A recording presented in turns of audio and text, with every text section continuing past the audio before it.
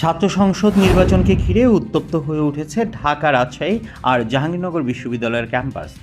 Panel গঠন থেকে শুরু করে প্রচারণায় ব্যস্ত ছাত্র সংগঠনগুলো। তবে এক সময়কার প্রভাবশালী সংগঠন ছাত্রদল এবারও যেন দৃশ্যমান কোনো তৎপরতা দেখাতে পারছেন না। দীর্ঘ 15 বছর আওয়ামী লীগ আমলে চাপে ছিল ছাত্রদল।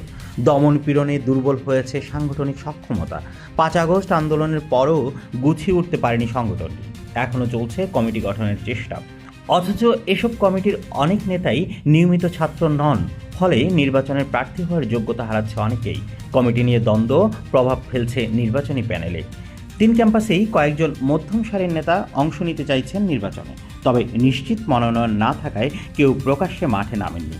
আজ সোমবার ডাকসু নির্বাচনের মনোনয়নপত্র সংগ্রহের শেষ দিন। এখন পর্যন্ত ছাত্রদলের কেউ ফর্ম নেননি। অন্যদিকে স্বতন্ত্র প্রার্থী, শিবির প্রার্থী আর গণতান্ত্রিক ছাত্র সংসদ ইতিমধ্যে ইশতেহার প্রকাশ করে প্রচারণায় নেমেছে। উল্লেখ্য, 2019 সালে 29 বছর পর ডাকসু নির্বাচন হলেও এবার জাকসুতে ভোট হচ্ছে 35 বছর পর, আর রাকসুতে ভোট হচ্ছে দীর্ঘ বিরতির পর। 90 নির্বাচনে এই 3 বিশ্ববিদ্যালয়ে জয়ী হয়েছিল ছাত্রদল, অথচ আজ পরিস্থিতি সম্পূর্ণ ভিন্ন। ডাকসুতে সরব অন্যরা, নিষ্প্রভ ছাত্রদল। ছাত্রদল বলছে নির্বাচনে কারচুপির সুযোগ রয়েছে।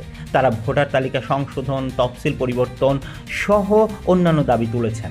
তবে দাবি পূরণ না হলেও নির্বাচন বর্জন করবে না বলে জানিয়েছেন তারা। সংগঠনটির সূত্রে জানা গেছে, বিএনপির ভারপ্রাপ্ত চেয়ারম্যান তারেক রহমানের সঙ্গে বৈঠক করেছেন নেতারা। আজ শেষ দিনে হয়তো ফর্ম নিতে পারেন তারা। রাজশাহীতে গত শনিবার 113 সদস্যের আংশিক কমিটি ঘোষণা করেছে ছাত্রদল, কিন্তু এখানেও একই সমস্যা, শীর্ষ নেতাদের ছাত্রত্ব নেই। ফলে রাকসু নির্বাচনে বড় সংকটে তারা। স্বতন্ত্র প্রার্থী কিংবা জোট গঠন হতে পারে বলেও শোনা যাচ্ছে। তবুও ছাত্রদল আশাবাদী, পরিবারের রাজনৈতিক প্রভাব আর বিএনপির সমর্থনে শিক্ষার্থীদের ভোট তারা পাবে। অন্যদিকে জাহাঙ্গীরনগরের পরিস্থিতি আরও জটিল। সদ্য ঘোষিত কমিটি নিয়ে পদবঞ্চিতদের বিক্ষোভে হাতাহাতি পর্যন্ত হয়েছে।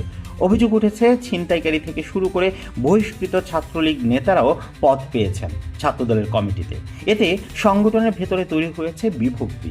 আগামীকাল মঙ্গলবার মনোনয়নপত্র জমা দেওয়ার শেষ সময় হলেও এখনও একক প্যানেল চূড়ান্ত করতে পারেনি তারা। তবে সব জটিলতার মাঝেও ছাত্রদল নেতারা আশাবাদী। তারা বলেছেন, ছাত্র রাজনীতির ইতিহাসে ছাত্রদলই ছিল শিক্ষার্থীদের সবচেয়ে বড় শক্তি। দমন পীড়নের মধ্যেও তারা টিকে আছে। এবারও নির্বাচনে অংশ নিয়ে লড়াই চালিয়ে যাবে সংগঠনটি। আগামী 9 সেপ্টেম্বর ডাকসু, 11 সেপ্টেম্বর জাকসু আর 15 সেপ্টেম্বর রাকসুর ভোট। দেশের ছাত্র রাজনীতির ভবিষ্যৎ নির্ধারণে এই নির্বাচন কতটা সুষ্ঠু ও প্রতিদ্বন্দ্বিতাপূর্ণ হয় সেদিকেই তাকিয়ে আছে সবাই।